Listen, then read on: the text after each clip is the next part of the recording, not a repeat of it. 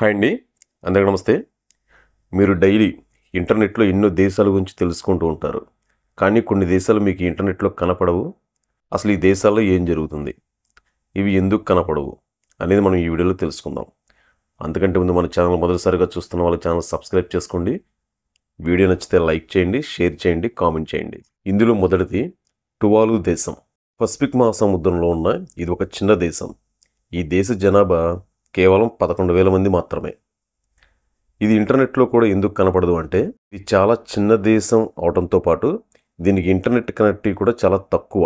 సముద్ర మట్టం కనుక పెరిగితే ఇది మునిగిపోయే అవకాశం చాలా ఎక్కువగా ఉంటుంది. తరువాత నౌరు దేశం. ఇది ప్రపంచంలోనే అతి చిన్న దేశం. ఆస్ట్రేలియాకు దగ్గరలో ఉన్న అతి చిన్న దేశం అన్నమాట ఇది. ఈ దేశానికి ఇంటర్నెట్ టూరిజం అనేది అసలు లేదు. ఎందుకంటే ఇది ఒకప్పుడు చాలా పెద్ద ధనిక దేశం. కానీ ఫాస్ఫేట్ మైనింగ్ మూలంగా ఇది బాగా నష్టపోయింది. అందుకని ఇప్పుడు మీడియా, ఇంటర్నెట్ అనేది అసలు ఈ దేశాన్ని ప్రమోట్ చేయదు. తరువాత ట్రాన్స్నిస్ట్రియా దేశం. ఇది అసలు ప్రపంచమే గుర్తించిన దేశం కూడా. ఇది మోల్డోవా అండ్ ఉక్రెయిన్ మధ్య ఉన్న మిస్టీరియస్ ప్రాంతం.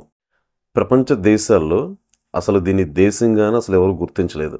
ఇక్కడ తమ ప్రత్యేక నిబంధనలతో ఒక గూఢమైన ప్రభుత్వ వ్యవస్థ అయితే ఉంది. అందువల్ల మీడియా, ఇంటర్నెట్ అనేది ఇక్కడ సహకరించదు. తర్వాత నెక్స్ట్ పిట్కెర్నీ దీవులు. ఇక్కడ 50 మంది కంటే తక్కువ మంది మాత్రమే ఉంటారు. కానీ ఇది కూడా ఒక దేశమే. ఇది బ్రిటన్కి చెందిన ఒక చిన్న ఐలాండ్. ఇది ఇంటర్నెట్లో కనిపించకపోవడానికి గల కారణం ఏంటి అంటే ఇక్కడ ఎవరు నివసించరు, టూరిజానికి కూడా ఎవరు రారు ఇక్కడికి. దానివల్ల ఈ దేశం అసలు ఇంటర్నెట్లో కూడా ఎవరికి కనిపించదు. తర్వాత సెబర్గో. ప్రపంచానికి తెలియని ఒక చిన్న రాజ్యం ఇది. ఇది ఇటలీలో అయితే ఉంది. దీన్ని అక్కడ ప్రజలు ఇది ఒక స్వతంత్ర రాజ్యంగా నమ్ముతారు. అక్కడ ఇంటర్నెట్లో కూడా ఈ దేశం అనేది కనపడదు. ఎందుకంటే ప్రపంచంలో చాలా దేశాలు ఈ దేశాన్ని అయితే గుర్తించలేదు. వీటిని కనుక ఇంటర్నెట్లో సెర్చ్ చేస్తే చాలా తక్కువ సమాచారం అయితే వస్తుంది. ఇలాంటివి ఏమైనా సరే ఇంకా మీకు తెలిస్తే కనుక కింద కామెంట్ రూపంలో తెలియచేయండి. మరిన్ని ఇంట్రెస్టింగ్ టాపిక్స్ కోసం మన ఛానల్ సబ్స్క్రైబ్ చేసుకోండి. Thank you.